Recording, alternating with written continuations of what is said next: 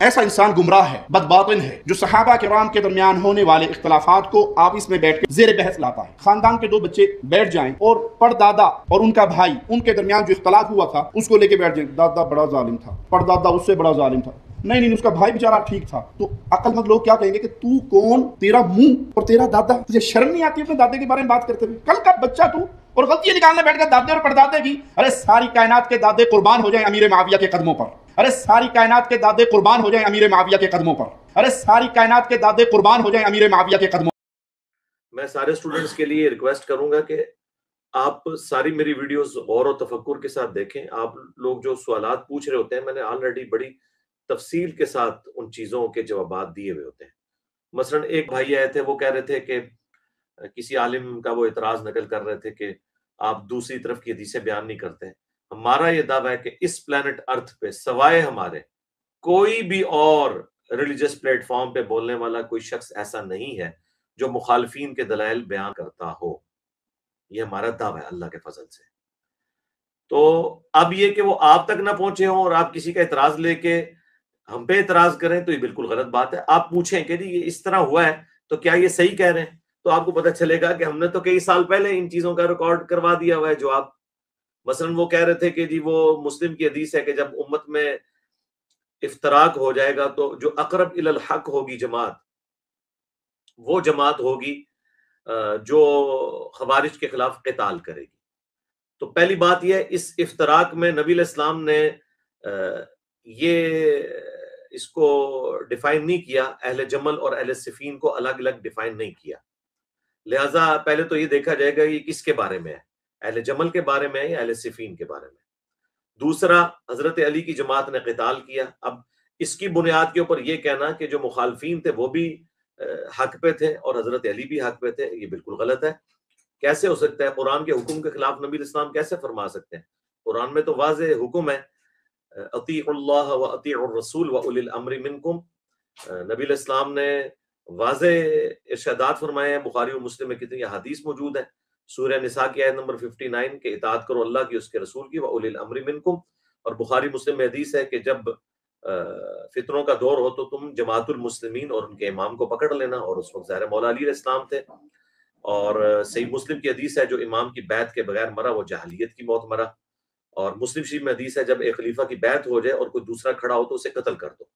ان ساری احادیث کے تحت حضرت علی نے اپنے مخالفین کے خلاف تلوار اٹھائی، وہ بالکل ٹھیک ہے۔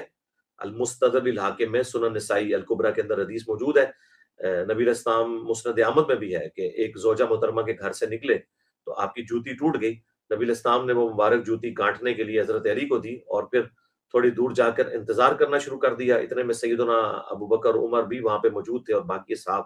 تو نبی علیہ السلام نے ان سے فرمایا کہ دیکھو، قرآن کی جو تفسیر ہے اس کی خاطر، قرآن کی جو تنزیل ہے، قرآن کا نزول، اس کی خاطر مجھے کافروں کے خلاف ایز اے لاسٹ ریزارٹ تلوار اٹھانی پڑی۔ لیکن تم میں ایک ایسا شخص بھی ہے، ایسا خوش نصیب ہے وہ شخص کہ جو مسلمانوں کے خلاف تلوار اٹھائے گا قرآن کی تفسیر کے لیے، جس طرح مجھے اٹھانی پڑی کافروں کے خلاف۔ تو یہ اتنی بڑی خوشخبری تھی کہ حضرت ابوبکر نے کہا انا یا رسول اللہ، یا رسول اللہ میں ہوں؟ فرمایا نہیں۔ حضرت عمر نے کہا انا یا رسول اللہ، فرمایا نہیں۔ حالانکہ رسول اللہ یہ نہیں کا لفظ بولتے ہی نہیں تھے، اس موقع پہ آپ نے بولا۔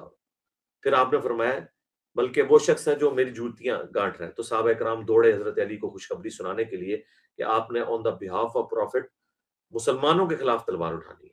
تو حضرت علی کا ایکسپریشن چہرے کا ایسا تھا کہ صحابہ کہنے لگے کہ ہمیں سمجھ آ گئی کہ حضرت علی کو یہ بات پہلے سے پتہ ہے کہ انہوں نے قرآن کے حکم کے مطابق مسلمانوں پہ تلوار سونتنی ہے، کیونکہ قرآن میں حکم ہے سورہ الحجرات میں کہ اگر مسلمانوں کا کوئی گروہ باغی ہو جائے تو اس کے خلاف قتال کرو یہاں تک کہ وہ توبہ پر آمادہ ہو۔ تو حضرت علی اس کی پریکٹیکل تفسیر تھے۔